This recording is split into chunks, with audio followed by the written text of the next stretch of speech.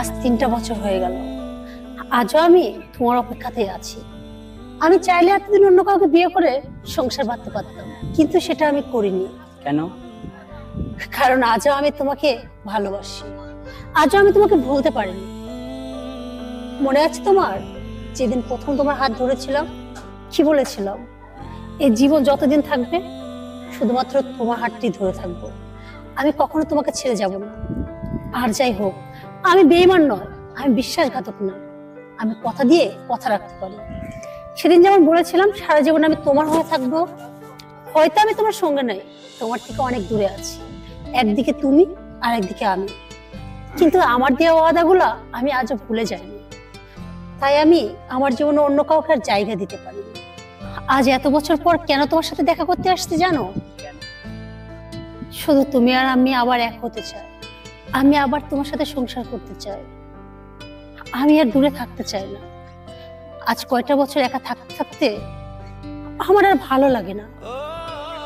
যাকে এতটা ভালোবাসি, যাকে এতটা ভাবি, কেন তার থেকে দূরে থাকবো? তাই ভাবলাম যদি আবার একসঙ্গে হওয়া যায়, আমরা আবার আগের মতো হতে চাই, আবারও সংসার করতে চাই। তুমি কি বলো? না, আমার দ্বারা তোমার সাথে সংসার করা সম্ভব না। ও আচ্ছা, আজকে তুমি এই কথা বলছো আমার সাথে সংসার করা সম্ভব না, কিন্তু এই তুমি একদিন না আমাকে পাওয়ার জন্য মরিয়া হয়ে উঠছিল। তুমি আমাকে কি বলছিলে? তুমি আমাকে ভালোবাসো, আমার কাছে আর থাকতে পারবো না। কিন্তু আমার মনে না সবসময় একটা প্রশ্ন জাগে, কিভাবে আছো এতটা দিন আমাকে ছাড়া? একবারও কি আমার কথা তোমার মনে পড়ে না? আচ্ছা, আমি কি এমন অপরাধ করছি যে আমার সঙ্গে আবার এক হওয়া যায় না? যা করার সব তো তুমি করছো। তোমার সাথে আমার আগের দিন একটু ঝামেলা হয়েছিল, একসঙ্গে থাকলে মানুষ একটু রাগারাগি ঝামেলা হতেই পারে, কিন্তু আমি সেটা ভুলে গিয়েছিলাম।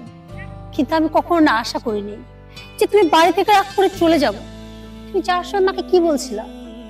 তুমি মাকে বলেছিলা তুমি এসে যেন আমার মুখ দেখতে না চাও, আর তাই তো বাধ্য হয়ে আমি বাড়ি থেকে বের হয়ে গেছিলাম। আর তাছাড়া একটা কথা বলো তো, আমি ওই বাড়িতে কেন গিয়েছিলাম? তোমাকে ভালোবেসে তোমার হাত ধরে ওই বাড়িতে গিয়েছিলাম। ওই বাড়িতে দিনের পর দিন আমাকে কম অপমানিত হতে হয়নি, কম ছোট হতে হয়নি। যে মানুষটা বেলা 10টার আগে কখনো ঘুম থেকে উঠতো না, সেই মেয়েটা তোমাদের বাড়িতে যায় ভোর 5টায় ঘুম থেকে উঠতো, সংসারের সব কাজ করতো। যে মেয়ে জীবনে কখনো প্লেট ধুয়ে ভাত খায়নি, তাকে সংসারের সবকিছু সামলাতে হয়েছে। বিনিময়ে কি পেয়েছি আমি? সারাক্ষণ আমাকে কথা শুনতে হয়েছে, তোমার মা তোমাকে এটা শিখায় নাই, তোমার বাবা এটা শিখায় নাই, তুমি কি শিখে আসছো? আচ্ছা, একটা মেয়ে পরিবার মানেটা কি? সেটা কি কোনো স্কুল? সেখানে কি শুধু শেখানো হয়? আরে বিয়ের আগে কম বেশি সব মেয়েই দেখা যায় যে একটু বাবার বাড়িতে রেস্ট নেই, সব মেয়ে বাবার বাড়িতে কাজ করে না। বিয়ের পর আস্তে আস্তে মেয়েরা শিখতে থাকে, আমিও তো শিখতে চেয়েছিলাম, কিন্তু কই, তোমার মা তো কখনো আমাকে শেখায়নি। আমি তো তাকে মাই ভেবেছিলাম, কিন্তু তোমার মা কখনো তো আমাকে মেয়ে ভাবতে পারেনি। তোমার বোন, সেও আমাকে অকারণে কথা শোনাতো, মাঝে মাঝে আমার সঙ্গে উল্টাপাল্টা কথা বলতো। তুমি জানো যে চুরির অপবাদে আমাকে এত কথা শুনতে হয়েছিল? আমি সত্যি সে চুরি করিনি, ওটা তোমার বোন ইচ্ছা করে হেঁটে রেখে আমাকে দোষ চাপিয়েছিল। কিন্তু একটা কথা বলো তো, কেন তুমি তোমার মাকে বলছিলে আমার মুখ আর দেখতে চাও না? আমি কি অপরাধ করেছিলাম? কি বলতেছো তুমি এই কথা? আমি মাকে তো এই কথা বলিনি। আমি ব্যবসার কাজের জন্য বিদেশ গেছিলাম, ওই জায়গায় নেট প্রবলেম ছিল, তো ওই জন্য আমি যোগাযোগ করতে পারিনি। আমি মাকে বলেছিলাম ও যেন আমাকে ভুল না বোঝে। তারপর দেশে এসে জানতে পারলাম তুমি নাকি বলছো তুমি নাকি আমার মুখ দেখবে না, আর তার জন্য আমি তোমার সাথে যোগাযোগ করিনি। আমি আমি মাকে বলেছিলাম তোমার মুখ দেখতে চাই না? বিশ্বাস করো, আমি মাকে এসব কিচ্ছু বলিনি।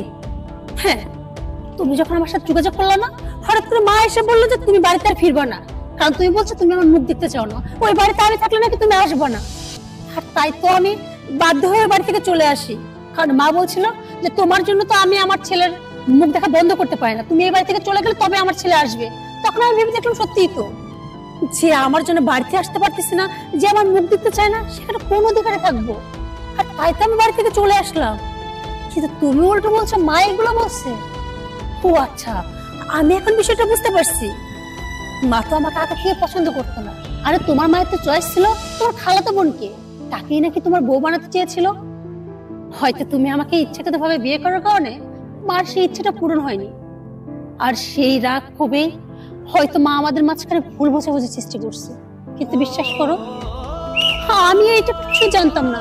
আর সেটা যদি জানতাম তাহলে কি ওই বাড়ি থেকে আমি আসতাম? কিন্তু জানো তো, আমার একা থাকতে ভালো লাগে না, তাই ভাবলাম তোমার সামনাসামনি হওয়া দরকার। আর এর কারণে আমি তোমাকে ফোন দিই, তোমার সাথে দেখা করতে চাই।